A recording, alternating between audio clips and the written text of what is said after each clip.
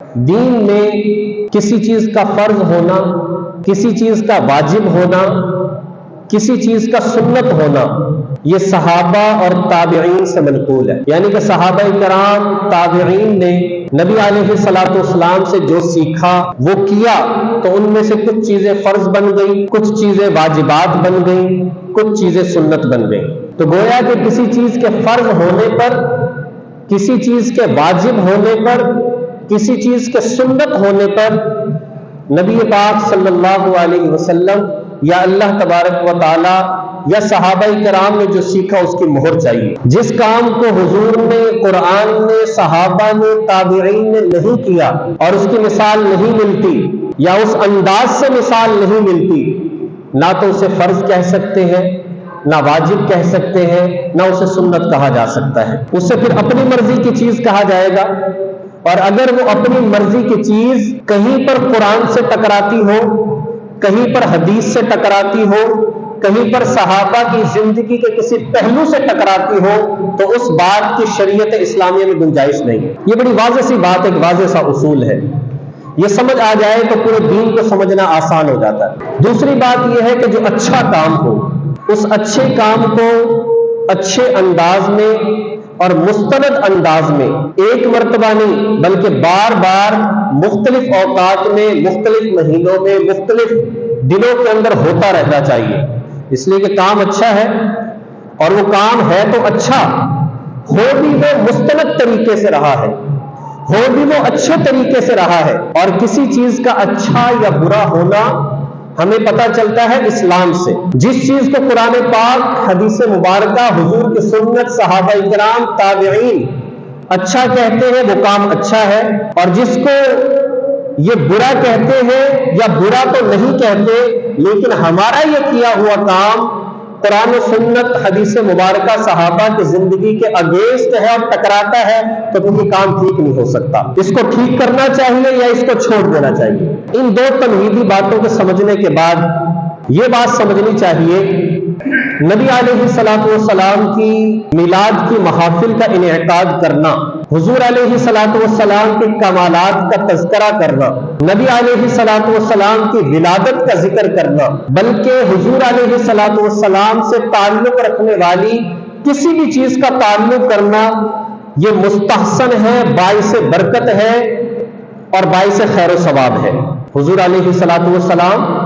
آپ کی زندگی، آپ کی ولادت، آپ کی سیرت، آپ کی صورت، آپ سے تعلق رکھنے والی کوئی بھی چیز، چاہے وہ کھانے سے تعلق رکھتی ہو، وہ لباس سے تعلق رکھتی ہو، وہ شخصیات صحابہ کرام سے تعلق رکھتی ہو، وہ گھر کے افراد اہل بیت سے تعلق رکھتی ہو، حتیٰ کہ آپ سے تعلق رکھنے والی سواریاں، جانور، ان کا بھی تذکرہ کرنا، ان کی زندگیوں کو بیان کرنا، یہ خیر کا باعث بھی ہے، ثواب کا کام بھی ہے، برکت کی بات ہے۔ اس سے بڑھ کر اور کیا بیان کیا جائے گا؟ لیکن سوال اصل میں یہ ہے، مروجہ طور پر آج جو ہم نے عبادت سمجھ کر اور ثواب کا کام سمجھ کر نبی علیہ الصلوۃ والسلام کے نام پر کچھ چیزیں شروع کی، تو کرنے والے اس کو بہت عبادت سمجھتے ہیں، لیکن سوال یہ ہے کہ محفل میلاد کے تاریخ کو، یعنی جو اگر میلاد نہیں منا رہا، یعنی میلاد کی محفل نہیں کروا رہا، آسان لفظوں میں جو نبی علیہ الصلوۃ والسلام کی اس مہینے میں نام پر محفلیں نہیں کروا رہا، تو اس کو منکر میلاد کہا جاتا ہے، گویا کہ یہ حضور کی ولادت کا منکر ہے۔ جو شخص اس مہینے کے اندر ان دنوں میں یہ محفلیں نہیں کر رہا، اس کو کہا جاتا ہے کہ شاید یہ نبی علیہ الصلوۃ والسلام کی پیدائش کا منکر ہے، شاید یہ حضور علیہ الصلوۃ والسلام کی ولادت کا منکر ہے۔ حالانکہ یہ بات یاد رکھیں، نبی علیہ الصلوۃ والسلام کی ولادت کا منکر یا میلاد کا منکر وہ ہو سکتا ہے جو حضور کو انسان نہیں مانتا، اس لیے کہ انسان کی تو ولادت ہوتی ہے، انسان کی تو پیدائش ہوتی ہے، پیدائش تو جو یہ کہتا ہے نور من نور اللہ، جو یہ کہتا ہے کہ نبی علیہ الصلوۃ والسلام اللہ ہی کا نور ہے، جو یہ کہتا ہے کہ اللہ تبارک و تعالیٰ کی نورانیت میں سے ایک نور الگ ہو گیا اور اس کو تو محمد مصطفیٰ صلی اللہ علیہ وسلم کہا جاتا ہے، یہ ولادت کا منکر ہے۔ اس لیے کہ اللہ تعالیٰ کی پیدائش نہیں ہو سکتی، نہ اللہ خود کسی سے پیدا ہوا، لم یلد ولم یولد، نہ اللہ سے کوئی پیدا ہو سکتا ہے۔ تو ولادت نور کی نہیں ہو سکتی، انسان کی تو ولادت ہوتی ہے۔ جب انسان کی ولادت ہوتی ہے تو حضور کے والد حضرت عبداللہ کی پیدائش ہوئی تھی، ان کے والد جناب عبد المطلب تھے۔ نبی علیہ الصلوۃ والسلام کی ولادت ہوئی ہے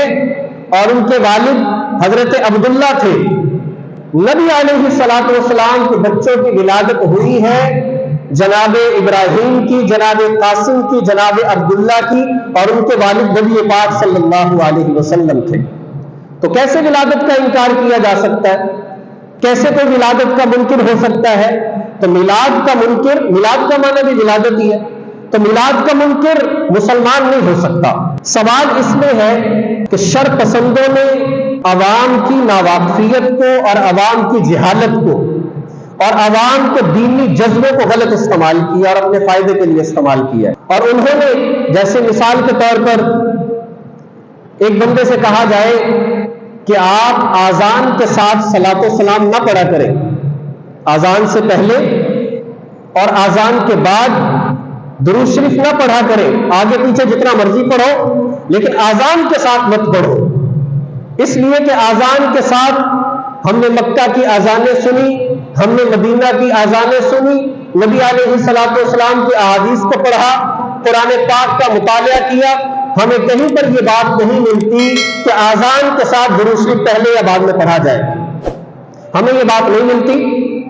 اب اگر کسی کو منع کیا جائے کہ آذان کے ساتھ صلاۃ و سلام نہیں پڑھنا اور اس پر الزام لگا دیا جائے کہ یہ درود و سلام کا منکر ہے، تو کیا یہ انصاف ہوگا؟ ذرہ برابر بھی انصاف نہیں ہے۔ اگر یہ کہا جائے کہ فرض نماز کے بعد بلند آواز سے لا الہ الا اللہ اونچی آواز سے مت پڑھا کرو اور اس پر الزام لگا دیا جائے یہ تو کلمہ شریف کا منکر ہے، یہ تو کلمہ شریف کا انکار کرنے والا ہے، یا اسی طریقے سے ایک بندے سے کہا جائے کہ آپ دوپہر کو زوال کے وقت نماز مت پڑھا کریں، آپ جو ہے عید کے دن روزہ مت رکھا کریں، آپ محرم کے مہینے میں حج نہیں کر سکتے،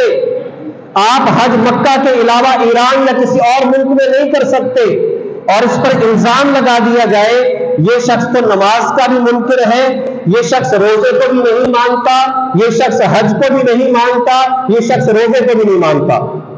اس پر الزام لگا دیا جائے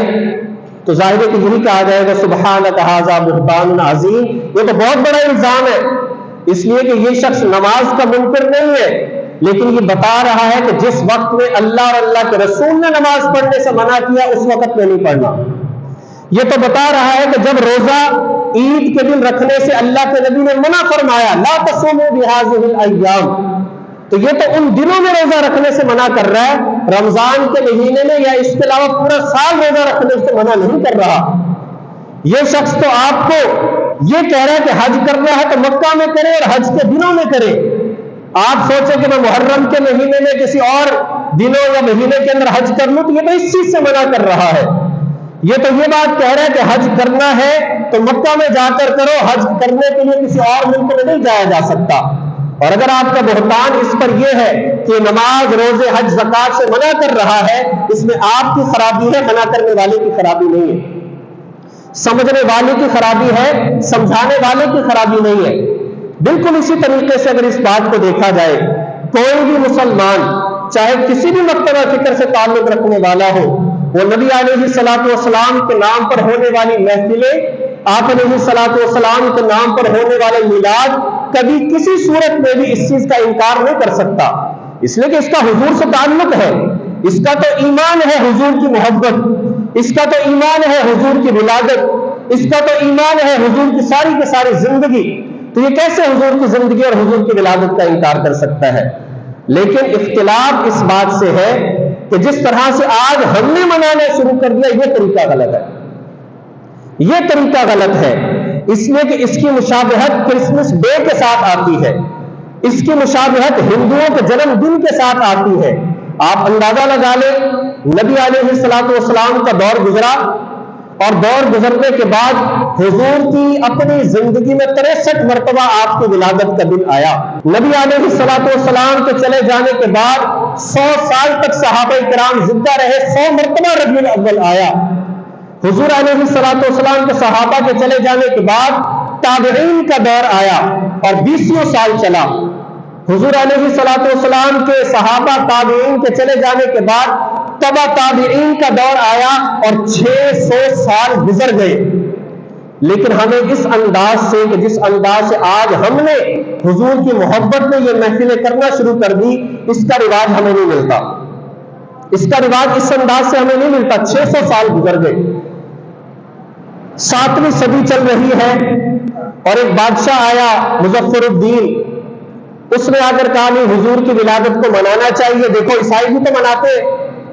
وہ بھی تو حضرت عیسیٰ علیہ السلام کی ولادت کا دن مناتے، ہندو بھی تو اپنے مذہبی پیشواؤں کی ولادت کا دن مناتے، تو ہم کیوں نہیں اپنی مذہبی شخصیت کے دن منا سکتے؟ اور سب سے بڑا اگر منانے کا حق ہے تو حضور علیہ الصلوۃ والسلام کی پیدائش کو منایا جائے۔ تو سب سے پہلے صرف نبی علیہ الصلوۃ والسلام کی زندگی کو بیان کرنے کے لیے، آپ علیہ الصلوۃ والسلام کی ولادت کو بیان کرنے کے لیے پروگرام کیے گئے، بہت اچھی بات کرنے چاہیے۔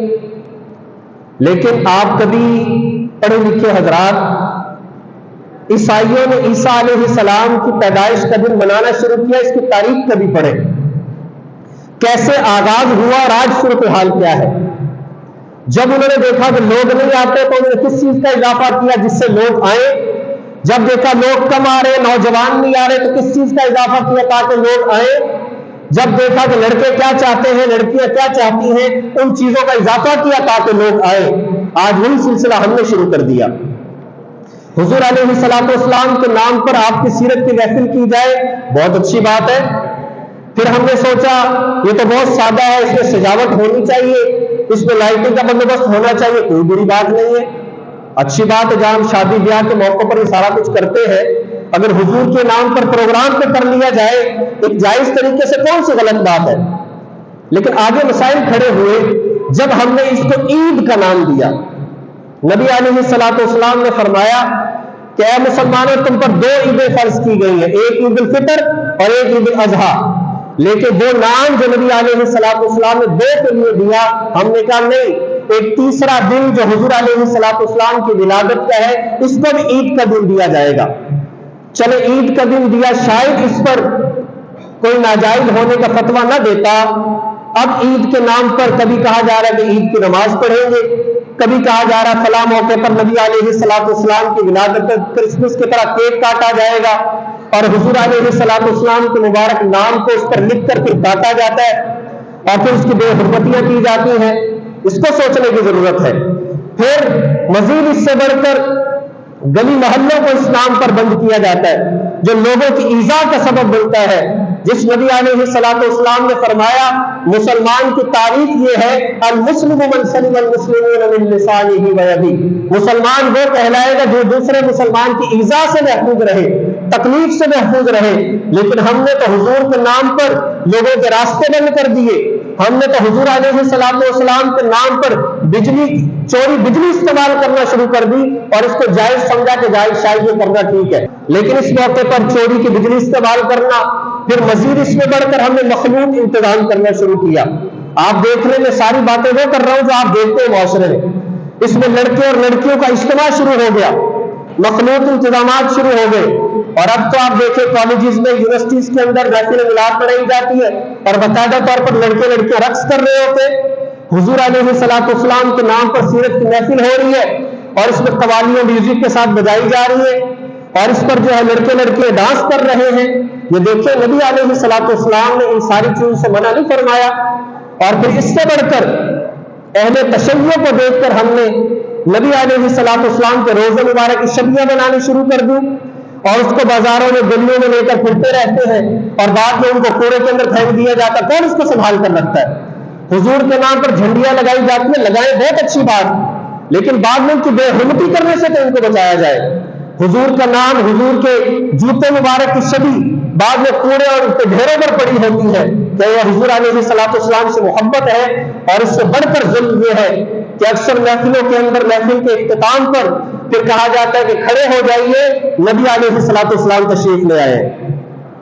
پھر یہاں تک گستاخیاں کی جاتی ہیں، جس نبی صلی اللہ علیہ وسلم نے یہ فرمایا ہے میرے صحابہ مجھے یہ پسند نہیں ہے میری زندگی میں بھی کہ جب میں آیا کروں تو میرے احترام میں تم کھڑے ہوا کرو، صحابہ کو منع کیا۔ حدیث پڑھ کے دیکھیں، جو حضور اپنی زندگی میں صحابہ کو نہیں کھڑے ہونے دیتے، وہ کیسے اس خیالی تصور پر لوگوں سے کہیں گے کہ آپ کھڑے ہو جائیں۔ اور پھر مزید یہ ہے کہ ساری ساری رات یہ محفلیں چلتی ہیں، وہ بچے جو بہت نیکی کا کام سمجھتے ہیں انہوں نے بہت اچھا کام کیا، بہت انتظامات کیے، محلوں کو سجایا، گلیوں کو سجایا، ساری رات اس میں تھک ٹوٹ گئے اور صبح فجر کی نماز کو قضا کر دیا۔ جو نماز میرے اور آپ کے نبی صلی اللہ علیہ وسلم کی آنکھوں کی ٹھنڈک تھی، اس نماز کو قضا کر دیا گیا، تو کیا ہم نے آپ علیہ السلام سے محبت کا ثبوت دیا؟ تو میرے محترم دوستوں اور بھائیوں، ان سارے حقائق کو بیان کرنے کا مقصد یہ تھا کہ ہم خود سوچیں اس بات کو کہ آیا اس طرح کی باتیں کرنے والا کیا وہ حضور علیہ السلام کی زندگی کا منکر ہے؟ کیا وہ آپ علیہ السلام سے محبت نہیں رکھتا؟ کیا وہ حضور علیہ السلام کی سیرت اور صورت کا منکر ہے؟ ہرگز ایسی بات نہیں ہے۔ وہ تو ایک صحیح طریقہ بتانے والا ہے کہ کس طرح سے منانا چاہیے، کس انداز سے کرنا چاہیے۔ تو اس لیے عہد کرے اس بات کا۔ نبی علیہ السلام نے کیا فرمایا؟ من احب سنتی فقد احبنی، جس نے میری سنت سے محبت کی ہے اس نے مجھ سے محبت کی ہے، اور جس نے میرے طریقے کو پس پش ڈال دیا اس نے کہاں سے محبت کی ہے؟ اور من احبنی کان معی فی الجنہ، جو واقعی میرے طریقے سے محبت کرتا ہے وہ جنت میں میرے ساتھ ہوگا، وہ جنت میں میرے ساتھ ہوگا۔ اس لیے اس موقع پر عہد کیا گیا حضور کی زندگی کو پڑھیں گے، عہد کیا جائے سارا سال نبی علیہ السلام کے تذکرے کریں گے، عہد کیا جائے کسی اچھی سیرت کی کتاب کا آغاز کریں گے جس کو سارا سال پڑھیں گے اور اپنی زندگی کے اندر اپنائیں گے۔ اللہ جل شانہ ہمیں صحیح انداز میں نبی علیہ السلام سے محبت، آپ کی زندگی کو پڑھنے سمجھنے کی، اس پر عمل کرنے کی توفیق عطا فرمائے۔